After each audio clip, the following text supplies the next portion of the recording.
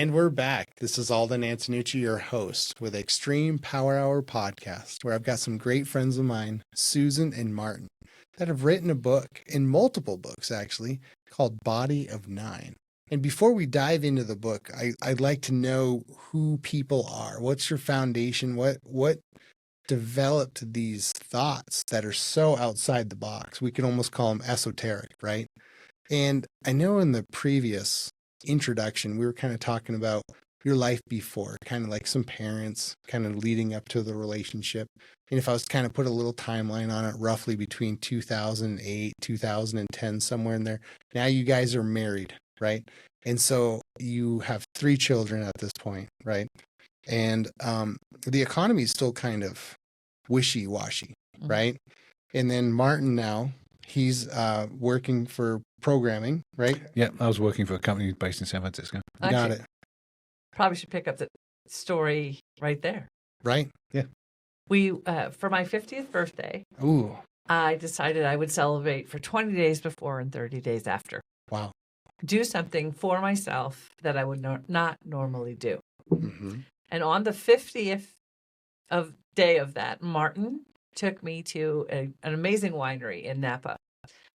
And we had a beautiful meal. Diamond Creek Vineyards. Diamond Creek Vineyards. And the winemaker there made old world cabs that were amazing. And we think he had natural number 7. And so he created this place, and the energy of this place. Did you know what number 7 was at that point? Oh, yes. I at Got that it. point had known for 9 years. Susan did. It was still a concept that I hadn't quite bought into at that point. You'll find out as we go. Yeah. So he said something happened that day. And that day, Martin said, well, I should do my own company. I was like, yes. And so on the way home, he's like, okay, I'm going to start my own website development company.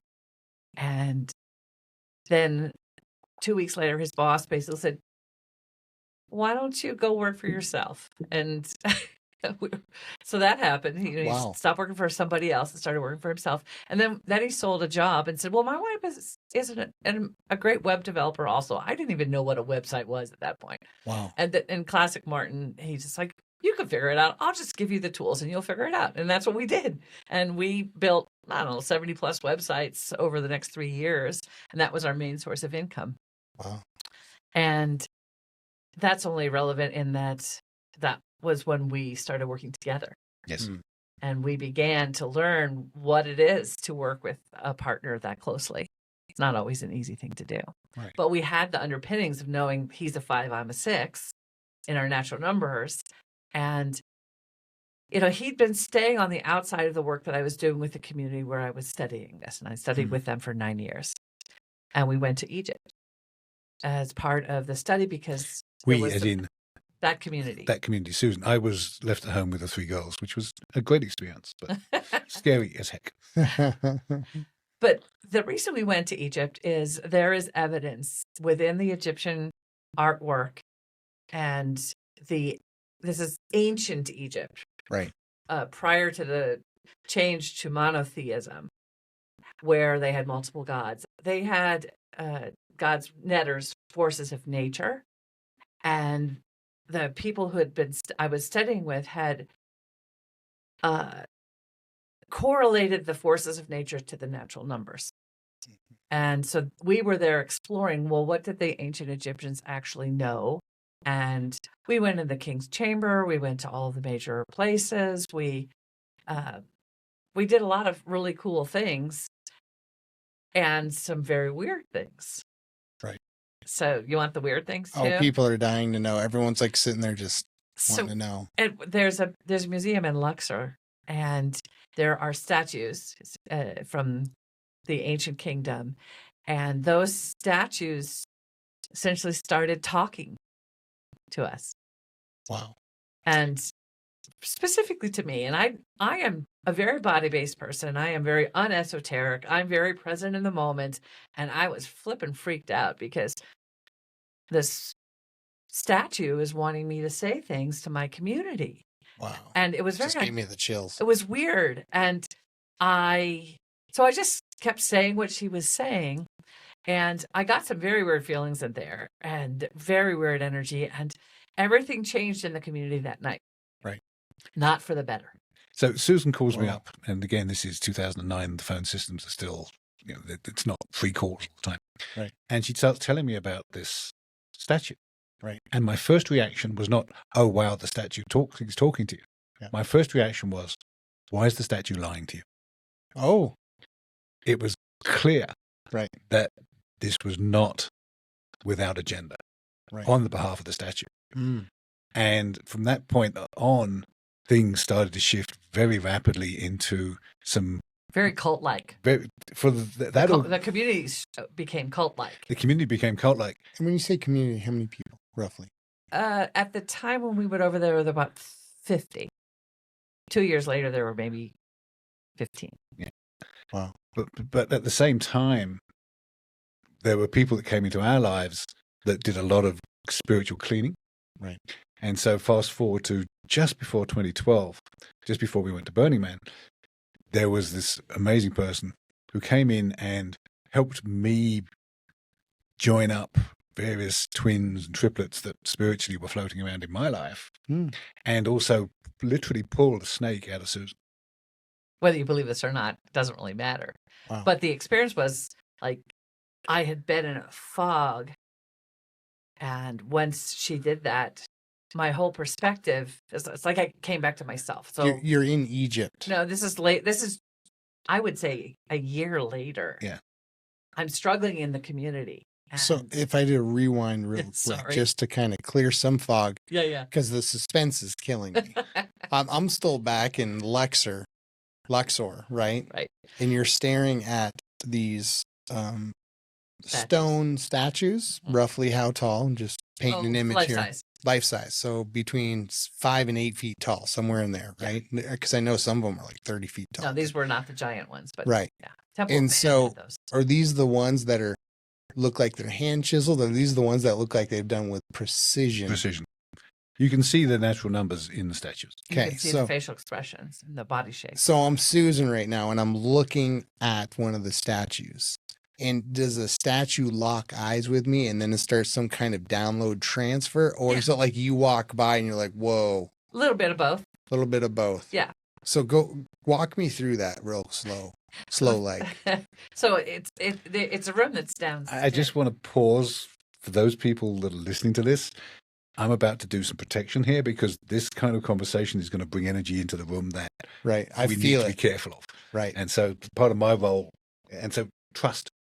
If you feel that there's something going on, trust it and work on it appropriately, because part of my role as a protector is to make sure that we are not letting stuff into the room that is always looking ready to come in. So, sorry to interrupt, but keep going. Yeah, it's okay. It's been a while since I've even thought about this. So there was a downstairs room in the Luxor Museum, and there was this statue that was probably a natural number 2 face, actually. Right. And she made eye contact with me. And by yourself? Group of people. I was there with, I don't know how we all got there, but there was Teresa, who was a 4, and my teacher, Barbara, who was an 8. Well, anyway, leave that alone. And I was like, oh, she's communicating. And Barbara says, well, what is she saying? Glass statue? Or is it in glass, or is it exposed? Just right there. Just right there in front of us. I could have reached out and touched her. And she starts talking to me, and I just start saying what she's saying. Just more as a conduit of what she was saying. And then I told Martin that night on the phone what she had said. And then there was another one behind me that when I walked by it said, oh, go get Steve, who is another member of the community. So I said, okay, I went and got Steve and said, this statue said for you to come talk to it. And that statue told Steve she was a conductor from Norway. She told her to return to her music. And that's when we as a community Steve started to create music that was essentially channeling the energy of the body of 9, not the body of 9, new equations of the natural numbers into this world. But it got weirder and weirder and more uncomfortable for us. I wonder if we can see a picture of the museum of Luxor and find some statues, and we're going to see if we can't find that one. Oh, cool. Because I'm sure everyone that's listening to this right now is like, I'm imagining a statue, but I want to see it. Yeah. Right. Okay, and yeah. so we're gonna find it, and, Yeah, it's the and we're Luxor gonna Museum edit. and it's We'll the edit that downside. in there, All right, but that sounds like fun. So the net of it was, I think pretty much everybody in the community was, I hate to say this, but to some degree possessed by the energies that were floating around in that space, because everything changed from that night forward. And the community got weirder and weirder, and like just discord, and then we're channeling this music in, and they would sit around listening to the music, and they would go into this blissful state listening to the music, because it was like, well, shouldn't we be able to activate our bodies using frequency? Probably Right. should, right? But which frequencies? And it's very dangerous if you don't actually know what you were doing, and which we didn't have any idea what we were doing as a and so community. building up to this point, you've already gone through Egypt, you've gone through the pyramid, King's Chamber, Queen's Chamber. What other things have you experienced up to that point? Well, we had You were singing in the King's Chamber. yeah, we were singing in the King's Chamber, and we also went to another one where we were chanting. It's just, I forget the name of that one. That was outside of, it's kind of more like a stepped pyramid. Right. And Luxor was grand hallway. Did you go in the grand hallway through the pyramids? Yes. Yeah. Yes. Very cool. And we got to be just our group in the King's Chamber, and go down into the Queen's Chamber down below, and Right. Yeah, that part's pretty clean. Yeah. The Great Pyramid is pretty clean energy, in my recollection. Nothing. I don't think anything bad happened there. It was all in the Luxor Museum. Right. But we got the Luxor Museum pretty late in the trip, so we only had the Valley of the Kings, and then further south where the dam is, down the Nile, and then we went home. Mm-hmm. So basically had this experience, then went home, and then resumed our study as a community. Then all this music came out, and this listening to the music became the practice instead of working with people and studying how to identify people's natural numbers and staying with the physical aspect. It started to float into the esoteric and spiritual pretty uniquely. Yeah, we were working out one day, and Susan started playing what their music was for what is natural number one, and I could feel every grave site within about a 50-mile radius opening up, and the spirits in the grave started to move towards us. That was his experience, and both he, my daughter, and the yoga instructor all said, turn that off, like at the very same time. This is just music. This was the music that they were generating. And music has incredible power. Yeah. Right. If you do the right things with the toning and the tempo and everything else. No, totally agree there. And it was clear that this particular part of music was really opening up channels into an area that I just didn't want to be part of. And literally it felt like every gravestone was opening up within a 50-mile radius, and the energies of those graves was heading towards the house at high speed. And this was just when that yoga instructor had pulled the snake out of my neck, and I was waking up to like, whoa, the community has lost its purpose and lost its direction. And the beauty of the physiology and the physical experience of life that we experience here was getting lost in the esoteric. And I think that's something we have to be careful of is the esoteric realms are very, very unknown. And for some people that don't know what that means, could you define what esoteric is? I think there are actually 9 definitions of esoteric, just the way there are 9 physiologically different kinds of people. Right. And the odd numbers have a more direct access to the unembodied information sources or realms or, things like the Akashic records, guides, unembodied energy sources. Or information sources. So the odd numbers have more access through their body to that information. The even numbers, 2, 4, 6, and 8, all really experience life in the body in the moment, much more than the odd numbers. because all of us experience life through our bodies. Right. Right. And the question is how much is coming externally versus how much is coming internally, Right. physically. And when you're channeling, you have to be careful. If you don't know where you're channeling from, if you're not pretty darn comfortable and sure of your source, you can be misled pretty easily. Mm. And I think that may have been what was happening in our community at the time. Right. It felt that way to me. And that was when our good friend Carla, who'd been asking me to go to Burning Man with her for 9 years, and I wasn't brave enough to go by myself, she asked Martin and Martin's like, okay, I can figure this out. And when he because he plans for all those eventualities, Right. I was like, yay, we're going to Burning Man. I knew it was going to happen because I didn't want to have to worry about all the things you have to worry about when you go to Burning Man: food, shelter, bathrooms, what are you going to do there? What are you going to offer? Right. Temp, protection, everything. I mean, there's so many details in order to have a good time and not, get sick or die, because people die every year at Burning Man. And that's par for the course. More so, I think, in the early days, but even still, every year somebody died at Burning Man for sure. Mm.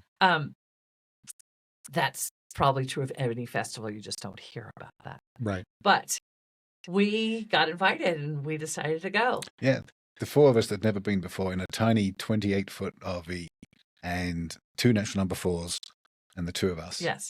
And we get in this RV and we're driving to Burning Man, and my friends start peppering me with questions about, Susan, why aren't you out identifying people?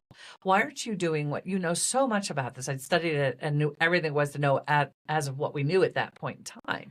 And they called me out because I really had not given myself permission to do this work in the world. I was looking to my teachers to give me permission. And they were reluctant. I love that statement. And it's something for us in our community now. Yes. It's like, don't look for other people to give you permission to know what's true. Yeah. Right.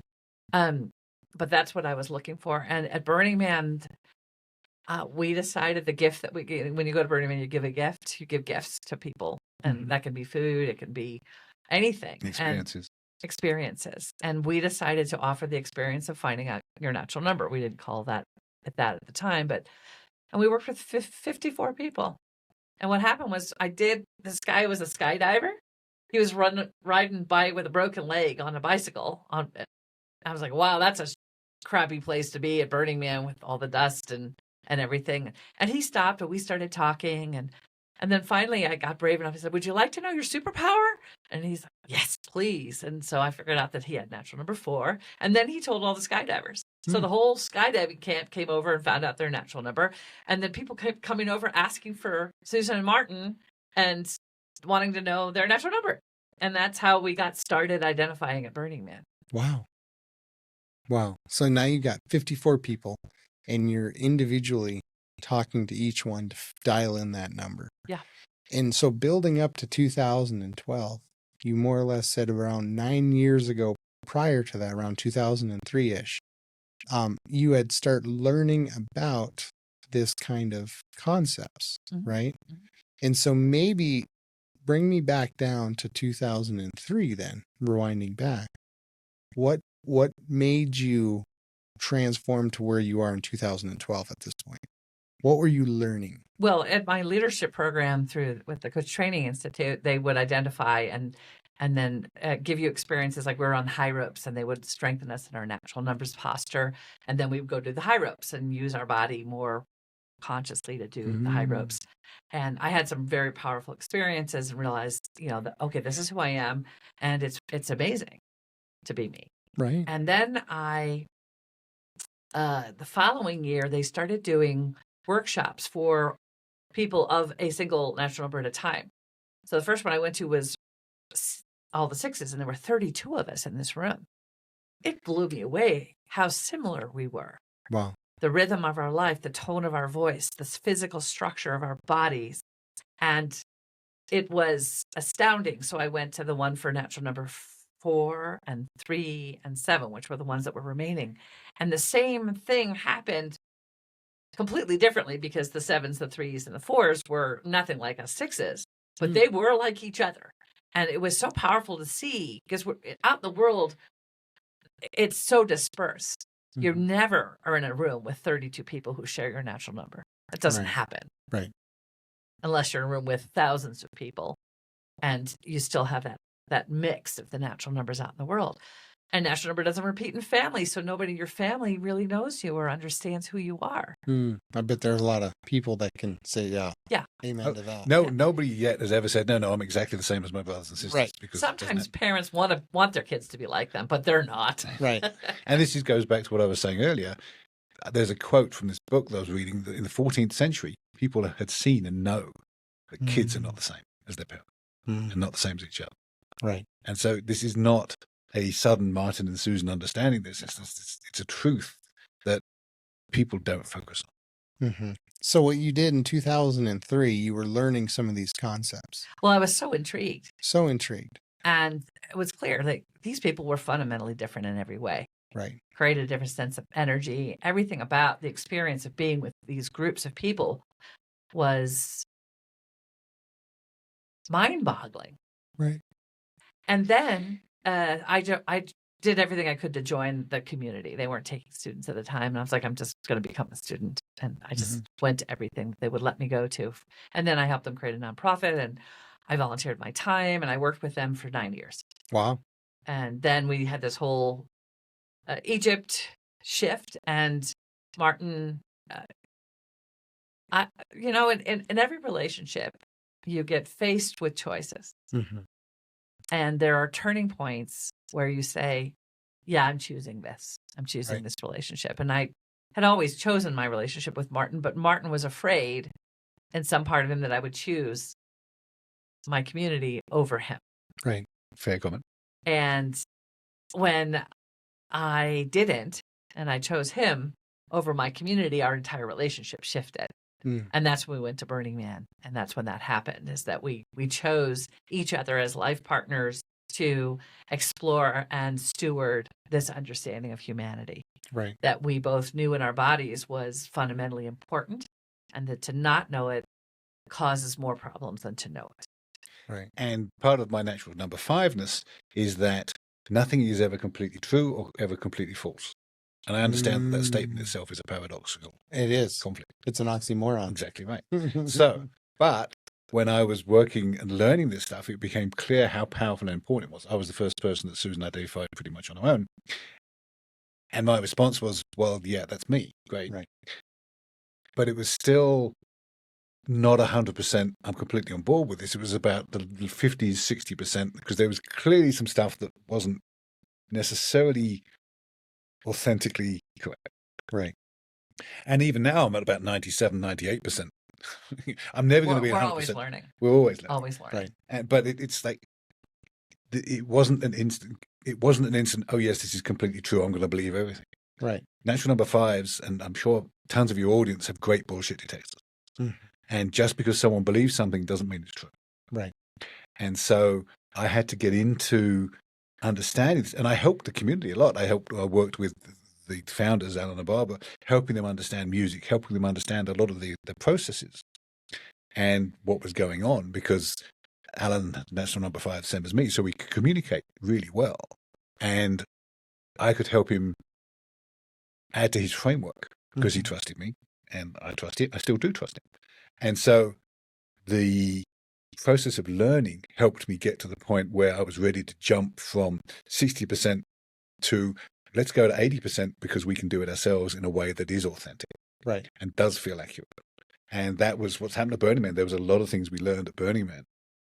Choose love, about self-reliance and all the other bits and pieces. And there was a large esoteric component to the camp that we were staying with. It's called the free advice camp. You get what you pay for. And we were giving free advice, and our advice was good. You get what you pay for. And so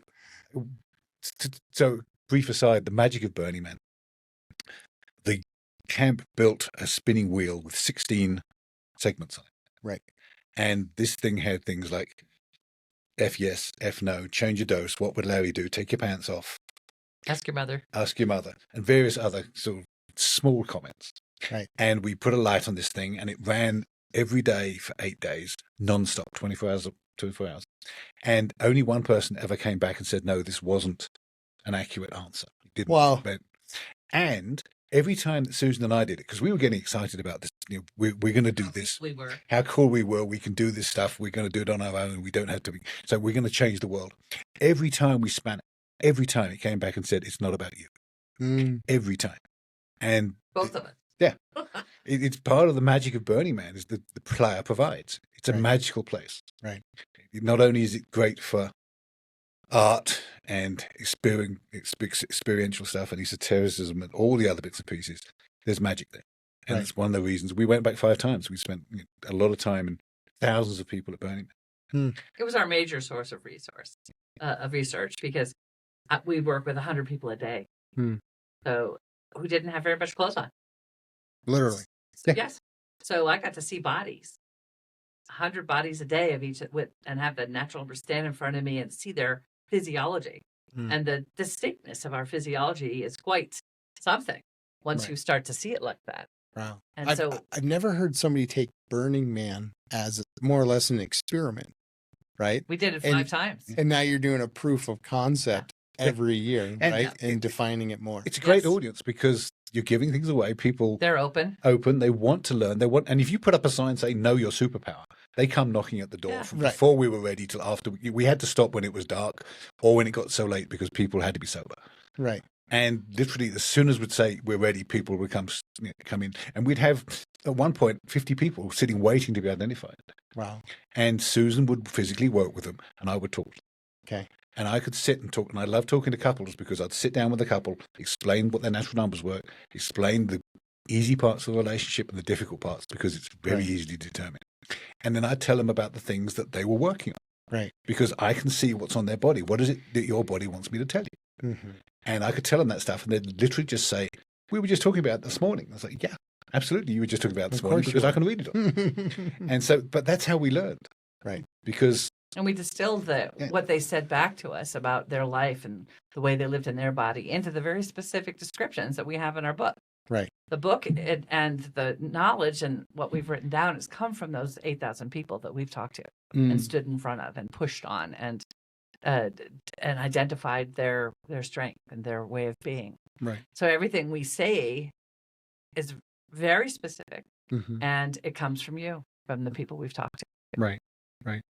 And so going back to the esoteric aspect of it, is this something that every let's call them normal person can wrap their head around? Or do you have to have some kind of level of knowing or gnosis to dive into this book? There's nothing in there that's that esoteric. Got it. No, this is just, there are 9 natural numbers, Got it. 9 physiologically different kinds of people, 9 centers in the body. Here's where they're located. Here's what people of this natural number say their values are. This is how you support them as children. And the physiology and some photos. And it's slightly more depth in the bigger book. There's some conversation about the numerology behind the numbers. Right. And where some of our research came from. And maybe that's a good place where we should go right now, is everything that you've been explaining to me has led up to these books, right? Yep. And everything has led up to who you are today. And that numerology, this esotericism, the 8,000 people, years of Burning Man, I'm sure experiences that we don't have enough time to go into and stories that are just blow our minds. And if we could dive in a little bit more on the esoteric aspect of it to build up, obviously this is more of like Body of 9, not for dummies, but Body of 9 that at any level you could pick up that book and utilize it day to day. A mother could read that and say, you know what? How can I identify my child as a number 2 or a number 4? And now that I know it's a number 4, how do I help that child? Absolutely. There's a section in the book about how to raise children of each natural number. Right. Because it's different. And remembering that our children are not like us. Right. Because there's this element of, well, my parents raised me this way. I wish they hadn't. Right. And there's also an element of, well, how I was raised would actually be possibly how one of my children was raised, because the numerology says that even though the numbers don't repeat, you're not married or have a relationship with someone of your natural number, and your children are different. Right. There is a strong amount of evidence, because my database back then, there's strong evidence that grandparents and the first child actually have the same natural number. Those are up the first 4 children. Yeah, exactly. Yes. Yeah, and so if you think about, in your experience, what your grandparents were like. Which one did you get on with? Was there a grandparent that you really resonated with that was just like me? The answer was Yes. they quite possibly were. Right. And so the numerology, digging into how the numbers mean, the pairings, the even versus the odd, places on the body, the fact that it goes, the odd numbers are mostly up, the even numbers are mostly down. There is just so much, I'm not going to say factual data, but it's basically data that we've seen from working with 8,000 people. Mm-hmm. And we haven't seen anything that contradicts what we've been talking about. So going back now to Egypt, rewinding a little bit, did you find that they knew this already? Yes, I Yes, think so. absolutely. And now we're rediscovering it. Yes. Absolutely.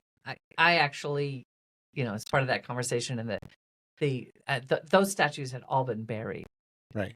I think that there was a priesthood that was dedicated to the study, potentially, of the natural numbers. They had 9 temples. There's a lot of indication, and this is in old Egypt, 3,500. 3,500 and before. Middle Kingdom. Yeah, before the Middle Kingdom, the Old Kingdom, not the Middle Kingdom. This be when it was called Kem or Kemet.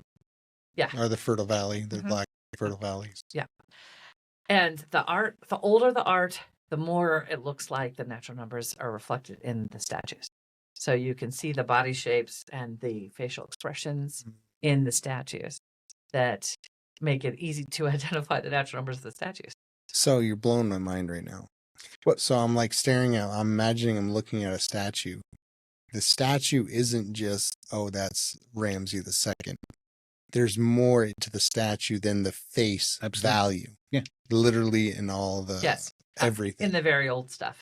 Right. If you get the further into modern times you get, the less of that is visible.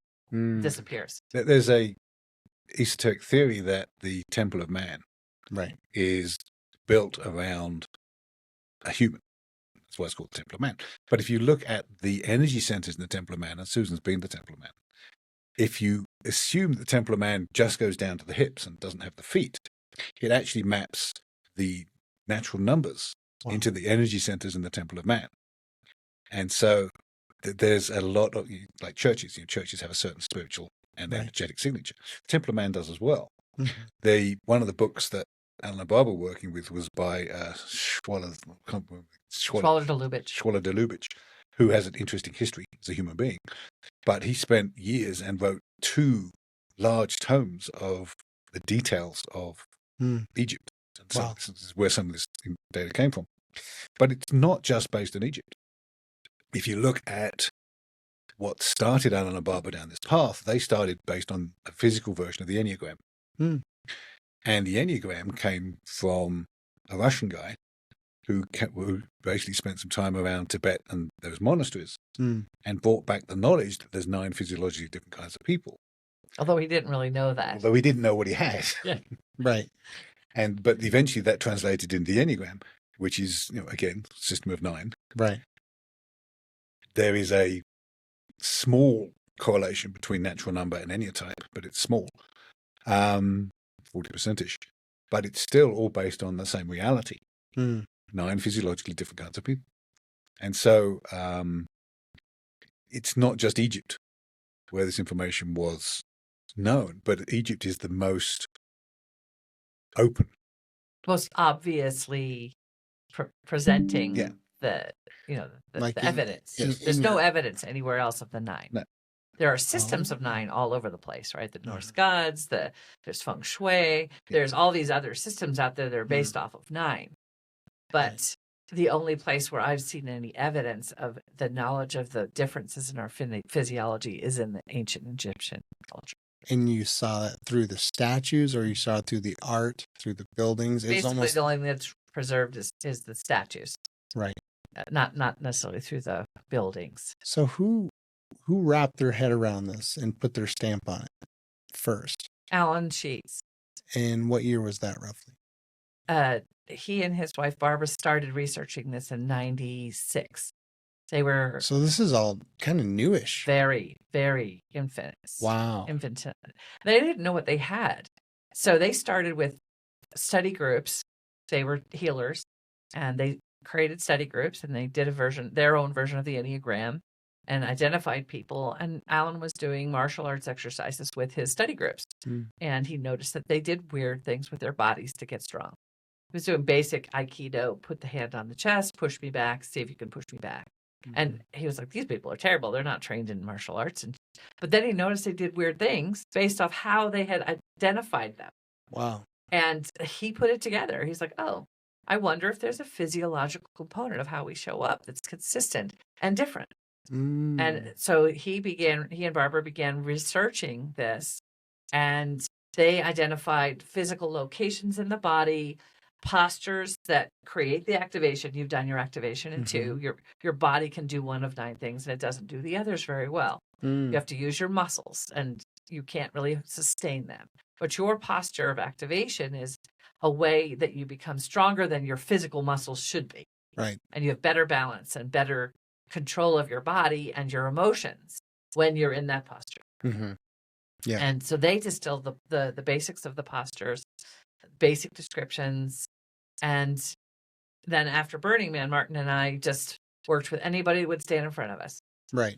And people from all over the world. We've worked with all races, 52 nationalities, because these were international events. So we had people from all over the world come and show in the So tent. you were more of just proving a proof of concept. Well, like and expanding the understanding of it. Yes. Right. Yeah, what Susan did was spend hours and hours looking at hundreds of thousands of photos and pictures. So eye quality is a major indicator of natural number. Right. And so Susan makes it look easy, but it isn't. Right. But she's worked with so many people that just by looking at someone's body, you can get a pretty good grasp. Easily 50% of the time, people are fairly easy to see. Right. Another 30% of the time, they're a little tough. And there's about 10 or 20% of the time that Susan needs all of her talent or all of her expertise for the last 10 years to be able to identify it. And even then, we're still only in the sort of high 90s in terms of accuracy. Right. Right. We do re-identify. If I see somebody 6 months later and they're not happy, I will work with them again. Yeah, that happens fairly frequently. I mean, not fairly. And because Susan's natural number 6 and my natural number 5, we have the gift of observation. Right. And our ability to observe. And it took us a long time to learn how to work together. Mm. I mean, part of the gift that came to us is our ability to work together in front of an audience, holding a room.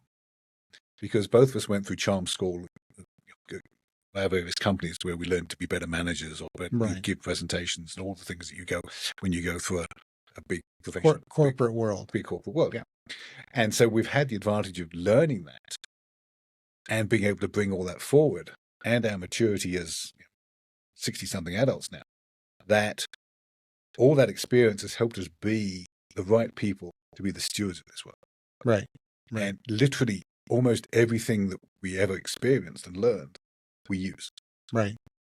And so if I was to rewind real quick back to 1996, where Alan kind of started learning this, right? From 1996 to roughly 2003, you were working for a nonprofit and helping. Was that Alan? No, I didn't know them then. Oh, I found out my natural number in 2002. Got it. And I started in 2003 to be one of their students. Got it. They came to this coach training leadership program and identified all of our natural numbers as part of that program. Got it. So this is more of like you took what you already had up to that point of 2003 and then just scaled it up to another level. Yeah. Is that correct? Yeah, I guess so. Yeah, but so one of the things that I bring that Alan, and we're standing on the shoulders of giants, there's no doubt. Yeah, we couldn't have done it without what they've done. Yeah. And what we added was my database background. So we have a database of all 8,000 people we work with. Right. We know their natural numbers. We know when we identified them. And one of the new things that we discovered very early on is the numbers don't repeat in families, because this was new information. It wasn't until we started looking and said, but hang on, these numbers are not repeating. And we've worked with, say, 10, 15 families that have 7 kids and a couple more that have 9 kids. And the 8th and the 9th child are always the same as the adults.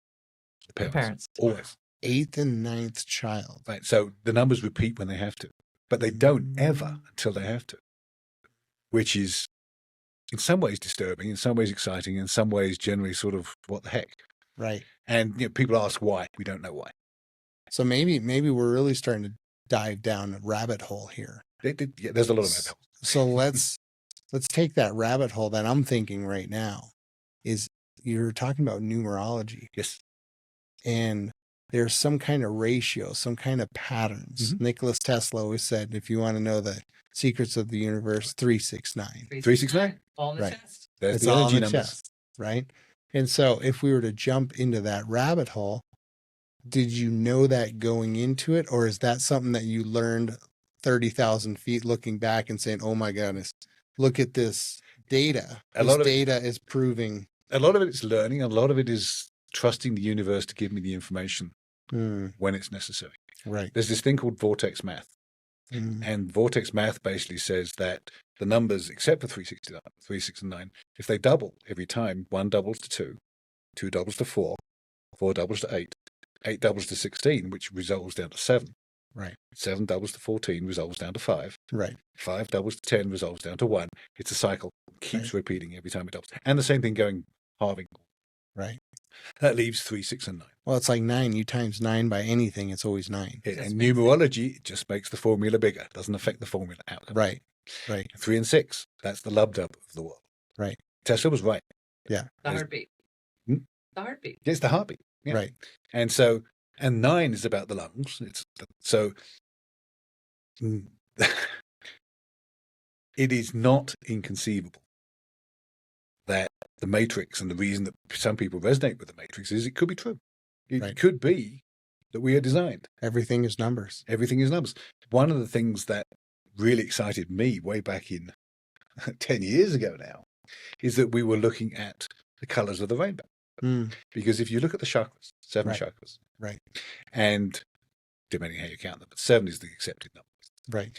The heart chakra actually has locations for 3 natural numbers. Because there's 3 numbers in the head, 3 numbers in the chest, 3 in the lower body. The heart chakra is where the 3, 6, and 9 reside. And so we were trying to figure out, okay, if we know the colors of the chakras, because the rest are pretty much understood, what would be the colors that would make up the 2 missing energy centers? Right. Natural numbers. And you can actually do it by using the same concepts behind the normal RGB color scheme. Right. And you look at that and think, well, hang on. If I was going to build something, that's exactly how I would build it.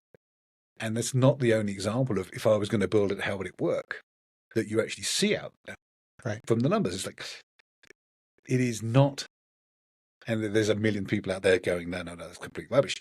Evolution, etc., etc. Okay, evolution, yes. And none of the stuff that we do and have understood and have learned contradicts it could be built that way. Right. Which is really, this is the odd numbers going down the esoteric rabbit hole versus the even numbers. We have these conversations, and Susan, as a 6, is very much like, well, I feel the energy of it, but it doesn't resonate. Right. Right. Well, the colors thing was fun because we just did the math and divided. So, you have 2, 4, and 8, which are in the lower body, right? 8 is the root chakra. That's 8 is red. Then yellow, half is 4. So it just that was obvious. And then the 1 and the 5 and the 7 are blue and purple, blue and purple, and then indigo is halfway between them. And 7 is halfway between 1 and 5 in the head. Right. And then so we said, okay, if 9, which is the lowest of the 3, because 1 is the lowest, and that's the most solid color. 8 is the lowest; it's the most dense color. Right. If we take the 9 and use the same mathematical differences with the RGB, what colors? So that came out with the cyan and then the blue-green. Right. And that's how we got all 9 colors, which are all in the rainbow. We just don't pay attention to those other colors as much. Right. So that was, to me, a really great use of numbers. But also, any 2 numbers in combination, the relationships are very predictable. And so the numbers do mean things. Like that all the odd numbers are more spiritually based. The evens are more physically based. There's all sorts of numerical things in the model that are very consistent and And you can revealing. start looking at some of the old texts about the spiritual meanings of Egyptian numbers, because there's books on that. People have written and studied that stuff in great depth. And one is always one, and then the duad, and then the triad, and then you can take that all the way up to 9. And those qualities match the qualities of the natural numbers. Right. And it's like, we are natural human beings. And there is a case to be made with our latest research that the natural numbers as appear in human beings are not unique to human beings. There's a flow to the universe that the natural number qualities and gifts are associated with how to make decisions, how to make processes, how to improve things, that are all related to the universal concepts, not just the fact that people have these natural numbers. Right. It's very powerful work if you start to explore how to use it and what it means.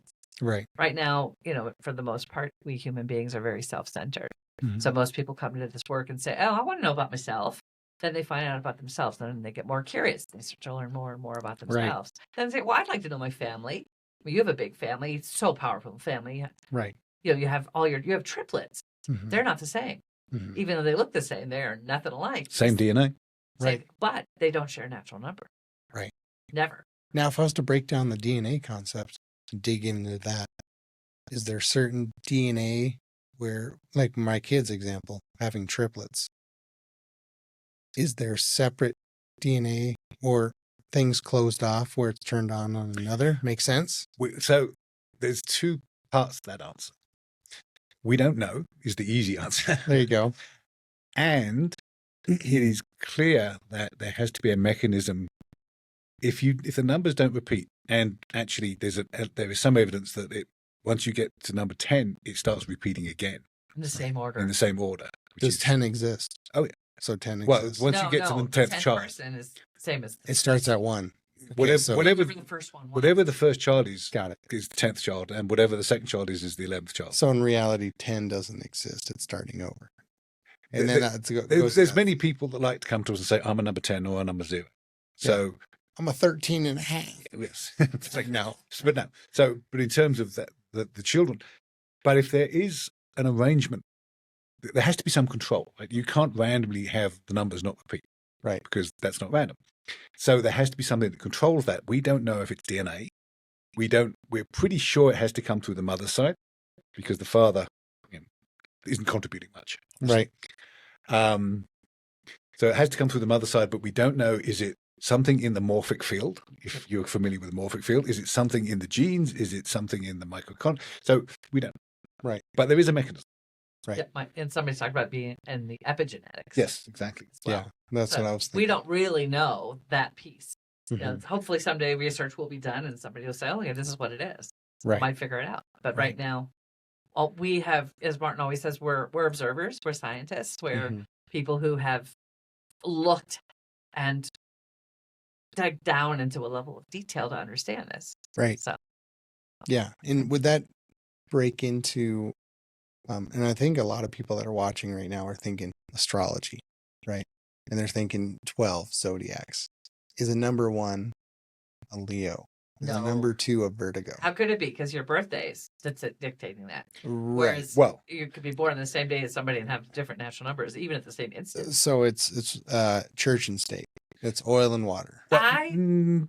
Ooh, this is a good one. So this is what I believe, okay? I believe your natural number is your body. It chooses that at some point. You choose that. Maybe you agree and then you come in and you are that. I'm not sure about any of that, of course. Right. But it seems to declare in the womb. Right. I've had 3 babies. Each one of them physically acted very different in the womb. Mm-hmm. They came out, they continued to act the way they act, which was consistent with how they were in the womb. So it's indicative to me that the bodies start to take on the characteristics in the womb. My personal belief is it's when the heartbeat starts that the natural number comes in. Mm. No evidence for that, just personal belief. Astrology and human design and some of the other systems that are out there, they tell you how the universal energetic alignment impacts you, because that was the moment you were created. Right. As best as they can. Mm-hmm. So the universe is aligned in a very particular way in the moment you are created.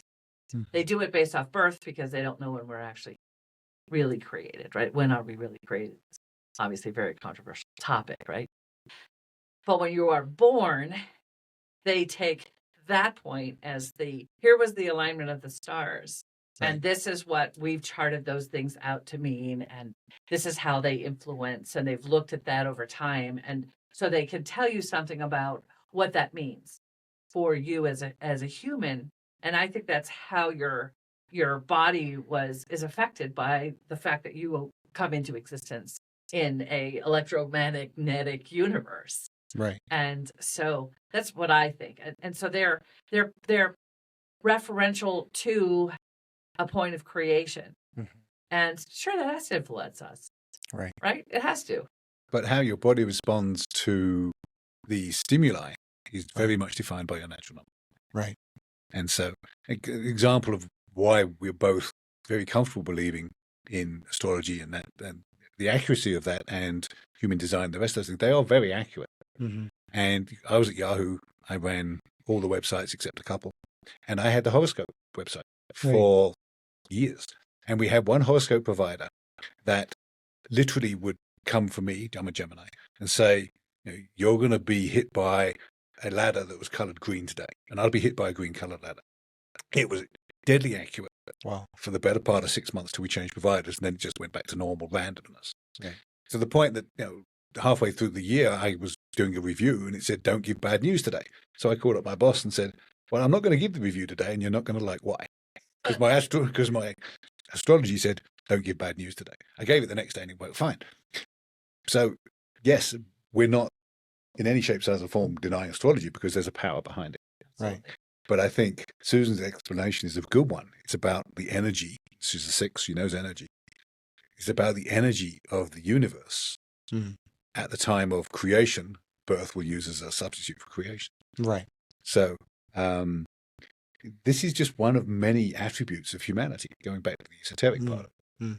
And it's an attribute that each of them has validity. Yeah. Right. So would they run parallel to each other, or they just complement each other, if that makes sense? Maybe complement is the better word. Yeah. But it goes back to... We're not astrology experts or human design experts. We've had, our charts done and things like that. But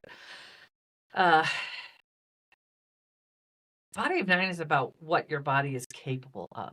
And how you interpret the data that you're getting. Right. And how your senses work. And how your body works. And how you interact with people and the gift that you offer and the way you receive from others. Because if I was to activate natural number 3, which is about focus, my eyesight gets better. I can sit on an airplane and doing one of these games in the airplane about can you find the squirrel hidden on the page kind of thing. Right.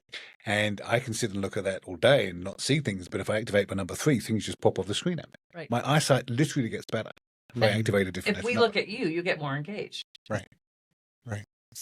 And we get more engaged and it's more fun. Right. And if we stop looking at each other, we get like glaze over. And right. And Martin and I don't necessarily use our eyes to connect, but you do. Right. And knowing that is so important. And that's physiological. Right. We don't really care about looking at each other. But if we don't look at you, you fall asleep. Right. And that's just a reality of your way of being and our way of being. And the audience as well. Half the audience is going to enjoy eye contact. And